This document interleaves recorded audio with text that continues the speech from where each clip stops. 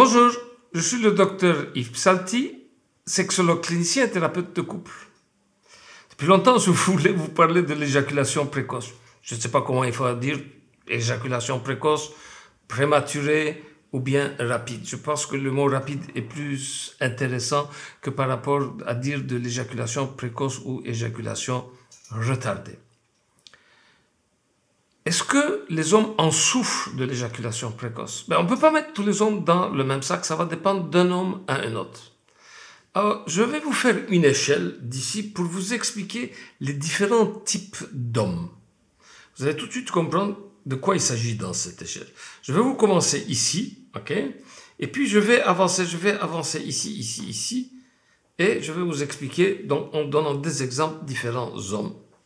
C'est-à-dire que un homme, donc, il est en train de faire l'amour, il est en train de pénétrer, qu'est-ce qu'il regarde? Donc ses yeux sont braqués sur où? En fait, c'est cette échelle-là. Mais alors ici, ça va être l'homme le plus égoïste, et ici, ça va être l'homme le plus altruiste. Donc du plus égoïste au plus altruiste, qu'est-ce qu'il regarde? Je commence par celui qui est ici. Celui-là, quand il pénètre, la seule chose qu'il regarde, sa quéquette.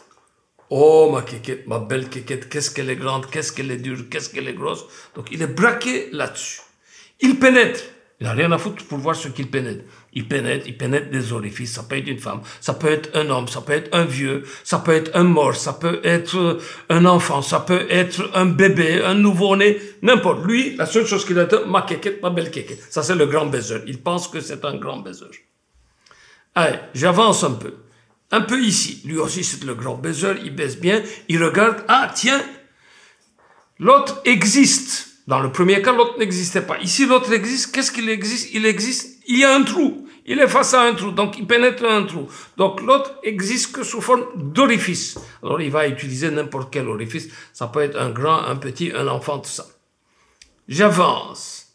Celui qui est ici, ah, il y a un orifice. Je baise un orifice, mais à côté de, tiens, il y a des poils. Tiens, il y a ceci, il y a cela. Donc, le corps de l'autre commence à prendre forme. Donc, il voit dans l'autre déjà un corps. C'est déjà pas mal. Et puis, celui-là, donc on avance. Celui-là, il a, ah, tiens, il y a des orifices, il y a un corps, il y a un visage. Il commence à regarder dans le visage. Alors, celui qui est ici, tiens, moi je prends du plaisir, l'autre aussi il prend du plaisir. Qu'est-ce que je vais faire pour lui donner encore plus de plaisir? Et celui qui est tout à fait là-bas au fond, quand il pénètre, lui, il fait l'amour. Quand il pénètre, la seule chose qu'il regarde, c'est le visage de l'autre. De regarder comment l'autre prend du plaisir. Et lui, il va être excité indirectement du plaisir que l'autre prend. Donc, vous avez compris, c'est l'échelle de l'égoïste à l'altruiste. Donc, c'est un continuum. Les deux cas que je vous ai expliqués, je ne les vois pas, moi, en consultation parce qu'ils sont en prison et je ne fais pas des consultations en prison. C'est les violeurs, les pédophiles, les incestueux. Mais un homme, quand il rentre dans la sexualité, il rentre plus ou moins à ce niveau-là. Donc, la sexualité, le premier rapport sexuel ici dans nos pays chez les hommes, c'est 17 ans et 3 mois. Donc, un peu plus que 17 ans, donc c'est une moyenne évidemment. Quand il est la première fois, il a peur, il ne sait pas, il ne pense qu'à lui-même, est-ce que je vais assurer, est-ce que je vais éjaculer vite, tout ça. Donc il a des préoccupations. Et il y a des gens qui vont vivre toute leur vie là-dedans, c'est-à-dire ils ne vont jamais faire attention à l'autre, ils sont égoïstes, ils ne pensent pas qu'une femme, donc s'ils sont hétérosexuels, qu'une femme puisse prendre du plaisir, donc ils ne pensent qu'à eux-mêmes. Nous sommes programmés en fait à éjaculer vite. Donc les animaux aussi, donc vous pensez un petit rongeur dans la savane africaine, lui quand il pénètre, il doit aller vite pour déposer son sperme au fond vaginal de sa dulcinée. Pourquoi? C'est à but de procréation. Donc, quand il va faire ça, il va pas... Donc, il est en train de regarder s'il n'y a pas un prédateur, un rapace qui va venir le bouffer.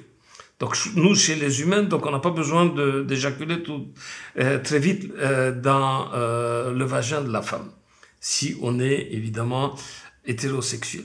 Donc, c'est ça qu'il faut faire attention. Donc, Revenons à l'éjaculateur précoce. Il est éjaculateur précoce. Il se situe ici. Il est égoïste. Il n'a rien à foutre du plaisir de la femme.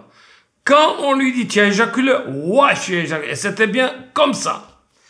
Alors, à partir d'un certain moment, l'homme qui a une intelligence sexuelle, l'homme qui veut échanger des émotions avec cette femme-là, il éjacule vite, il devient malade, il a honte. Même si à la consultation, madame dit, ouais, mais lui, il a pris son plaisir. Lui, il a eu son orgasme et il m'a laissé en cours de route. Alors, il faut, donc je lui dis, donc madame dit que vous avez éjaculé. Il était bon la satisfaction sexuelle, hein, vous avez eu un bon orgasme. Ben non, il dit, c'était un tout petit truc, on appelle ça un orgaste, ce n'est même pas un orgasme, c'est un tout petit truc, j'avais tellement honte que je ne savais pas où me placer. C'est ça qu'il faut expliquer à la femme. Il n'a pas pris son plaisir, il a honte. Messieurs qui sont dans cette situation-là, éjaculation rapide, vous savez que tous les sexologues sont spécialisés là-dedans. Ben, je pense qu'à un moment donné, il faut pas laisser tout ça sur le dos de madame, il faut pas la laisser en cours de route. Il faut se prendre en charge de grâce, aller consulter, parce qu'il y a des superbes exercices. On va vous apprendre, d'abord, on va vous apprendre comment vous allez vous masturber. On va vous apprendre comment vous devez faire l'amour, comment on pénètre. Et on va vous donner beaucoup d'exercices sur la respiration, sur le plancher pelvien, c'est-à-dire la partie qui est entre les testicules et l'anus. Donc, on va vous apprendre à vous relâcher et à tenir plus longtemps pendant une relation sexuelle. Allez-y chez le sexologue. Je pense que la plupart des sexologues sont spécialisés là-dedans. Évidemment, si l'éjaculateur précoce est de plus longtemps éjaculateur précoce, ben, c'est une façon de vivre aussi. C'est peut-être qu'il n'a pas eu d'éducation sexuelle. Peut-être que ça valait la peine de lui donner de l'éducation sexuelle. Et vous savez, maintenant, quand je parle de la santé sexuelle, quand je parle de la sexualité positive, c'est quoi donner une bonne éducation sexuelle, aussi bien aux jeunes et aux plus âgés? On va voir ça la semaine prochaine. Bye. Alors, vous avez aimé ma capsule sexo? N'oubliez pas de liker ici en dessous. Mettez aussi un commentaire. Dites-moi aussi ce que vous aimeriez qu'on traite comme sujet pour la prochaine fois, pour les prochaines fois. N'oubliez pas de vous abonner. Allez, ciao, à la semaine prochaine.